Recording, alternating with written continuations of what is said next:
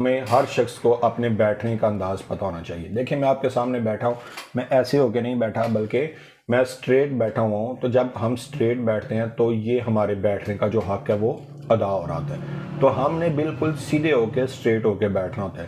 جب کسی بھی شخص کو اپنے بیٹھنے کے طریقے کا نہیں پتہ ہوگا تو پکی بات ہے اس کے جسم کے اندر جو اللہ تعالیٰ نے ویٹ بیرنگ پوائنٹس بنائے ہوئے ہیں ان کے اوپر پریشر نہیں پڑے گا بلکہ کسی اور جگہ پر پڑے گا جو جن کا فنکشن ہی نہیں ویٹ برداشت کرنا پڑا۔ جب ان کے اوپر پڑے گا تو پکی بات ہے مسل کی الائنمنٹ خراب ہوگی۔ میں آپ کو اس کی ایک سمپل اگزامپل دیتا ہوں کہ اگر آپ ریشمی کپڑے سے ایک دھاگا ایسے باہر نکالیں تو پورا کپڑا اکٹھا ہو جاتا ہے۔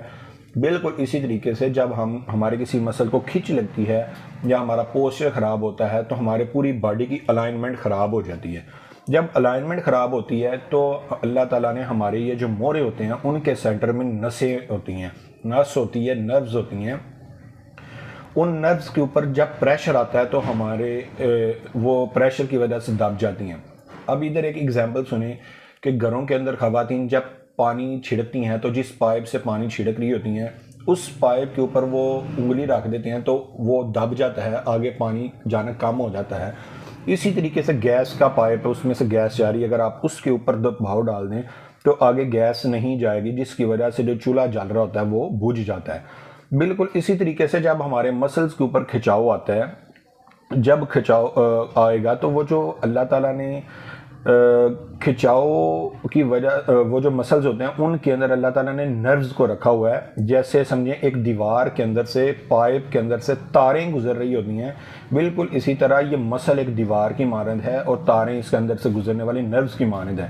جب نروز کے اوپر پریشر جائے گا تو وہ جو نرو برین سے سپلائی لے کر آ رہے ہوتے ہیں، الیکٹرک سگنلز لے کر آ رہے ہوتے ہیں، وہ اس سے متعلقہ جگہ پر وہ نہیں پہنچ پاتے تو ادھر درد آتی ہے، سوئیاں چبھتی ہیں، سن ہوتا ہے، تو یہ والا مسئلہ آتا ہے۔ تو بھائی میں نے ان کو کہا کہ آپ نے سب سے پہلے اگر آپ کے اس ایریے میں پریشر آ رہا ہے تو آپ نے جو دوائی لینے سے بھی پہلے جو سب سے پہلے کام کرنا ہے، آپ نے ادھر ایسے جھک کے بیٹھنے کے بجائے بلکہ آپ نے سیدھا ہو کر بیٹھنا ہے۔ تو جیسے جب تک کسی بھی شخص کا پوسچر سیدھا نہیں ہوگا اس کو گردن کے درد کے مسائل آتے رہیں گے۔ یہ والے مسائل درزیوں میں آتے ہیں۔ اس کے علاوہ جو سونار ہوتے ہیں وہ نیچے دھیان رکھ کے وہ نگینے وغیرہ جوڑتے رہتے ہیں۔ اس کے علاوہ جو کمپیوٹر آپریٹرز ہوتے ہیں جو موبائل کو لمبے عرصے کے لیے یوز کرتے ہیں، بینکر حضرات ہوتے ہیں وہ بھی بینکر نیچے دے کام کرتے ہیں، یا پھر کلیریکل ورک ان کا کوئی نہ کوئی ہوتا ہے۔ تو جو شخص بھی اپنی گردن کو